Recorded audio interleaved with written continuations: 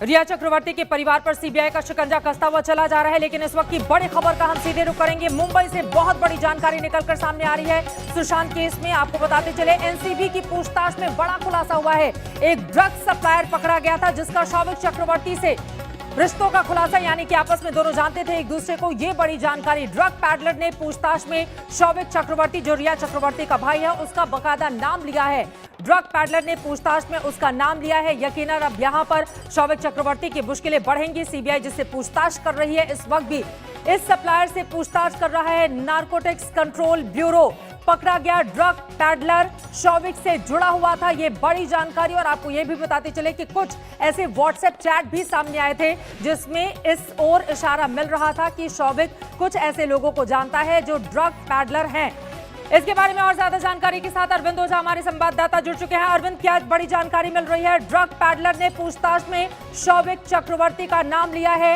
NCB जो लगातार पूरे मामले की तफ्तीश कर रही है, वहां से ये बड़ी जानकारी निकलकर सामने आई है। और क्या जानकारी पहुंचाएंगे हमारे दर्शकों तक आप?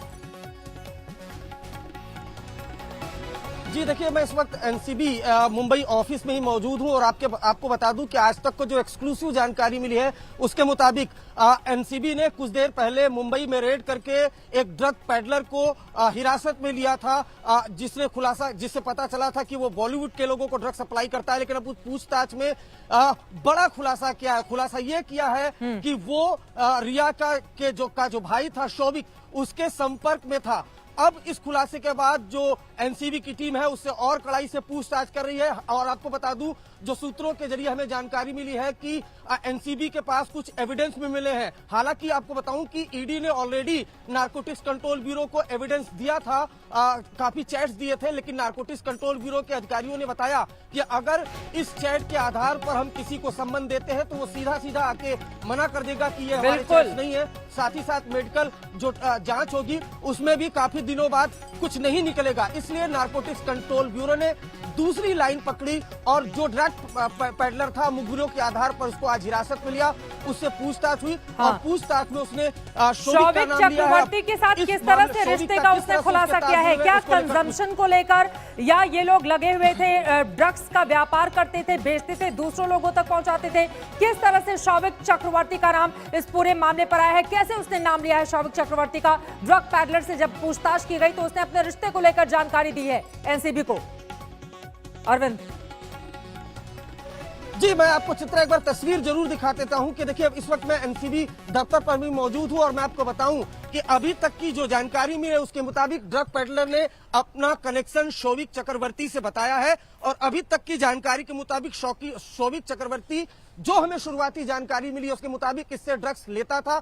अब क्या ये ड्रग सप्लाई में था या नहीं था, अभी इसके बारे में जो एनसीबी दफ्तर में बड़े अधिकारी हैं वो पूछताछ कर रहे हैं। लेकिन बिल्कुल मैं आपको बता दूं, इससे शौविक चक्रवर्ती की मुश्किलें बढ़ेंगी और बहुत मुमकिन है कि कल तक जो शौविक चक्रवर्ती है उसको नारकोटिक्स कंट्रोल ब्यूरो वो पूछताछ के लिए बुलाए। हालांकि आधार पहले से था, इन्फोर्समेंट डायरेक्टरेट ने बकायदा चैट दिए थे जिसमें ड्रग की बात हो रही थी। लेकिन अब नारकोटिक्स कंट्रोल ब्यूरो के पास चैट के अलावा एक शख्स है, ड्रग पैडलर है, जो बकायदा नाम ले रहा है। तो ऐसे में यानी कि कुल मिलाकर अरविंद ये माना जा सकता है कि एक तरफ शौविक चक्रवर्ती को, अरविंद जैसा कि हम देख रहे हैं सीबीआई लगातार पूछताछ कर रही है, रिया चक्रवर्ती को भले ही आज एक दिन की थोड़ी मोहलत, थोड़ी राहत मिली हो, लेकिन वहीं दूसरी तरफ अगर हम अपने दर्शकों को बताएं तो रिया के माता पिता और शौविक चक्रवर्ती भी इसमें शामिल है जिससे सीबीआई पूछताछ कर रही है। लेकिन फिलहाल आपको जल्दी से जानकारी दे देते हैं सीबीआई की टीम रिया के परिवार से क्या सवाल जवाब किए गए हैं। रिया चक्रवर्ती से अब तक की पूछताछ में सुशांत